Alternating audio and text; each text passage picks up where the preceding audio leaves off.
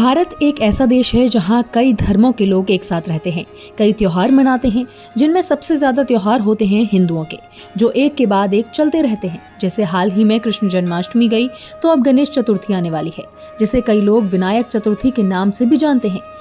ये 10 दिनों तक चलने वाला त्योहार है, जो कि हाथी के सिर वाले देवता भगवान गणेश के जन्म का जश्न मनाने के लिए मनाया जाता है।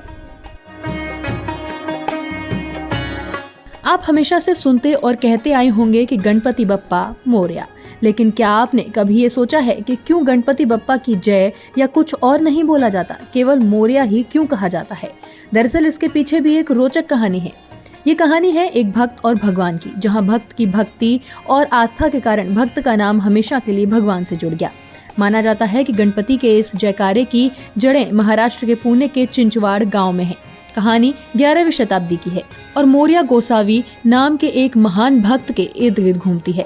लोगों का कहना है कि भगवान गणेश के आशीर्वाद से ही मोरया गोसावी का जन्म हुआ था और मोरया भी अपने माता पिता की तरह भगवान गणेश की पूजा आराधना करता था। और हर साल गणेश चतुर्थी के शुभ अवसर पर मोरया चिंचवाड़ से मोरगांव गणेश जी की पूजा करने के लिए पैदल जाया करता था।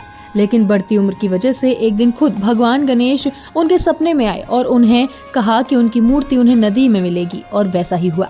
नदी में स्नान के दौरान मोरया को भगवान गणेश की मूर्ति मिली, जिस घटना के बाद से लोग मानने लगे कि गणपति बप्पा का कोई सच्चा भक्त है तो वह सिर्फ मोरया गोसावी है। बस तभी से भक्त चिंचवाड़ गांव में मोरया गोसावी के दर्शन के लिए आने लगे और कहा जाता है कि भक्त गोसावी जी के पैर छूकर मोरया कहते थे और संत मोरया अपने भक्तों से मंगल मूर्ति कहते थे, जिसके बाद से ही गणपति बप्पा मोरया मंगल मूर्ति मोरया की शुरुआत हो गई। और गणपति बप्पा मोरया मंत्र भगवान गणेश और उनके परम भक्त मोरया दोनों को प्यार और श्रद्धा अर्पण करने के रूप में बोला जाने लगा। Bureau report, Bharat Shri.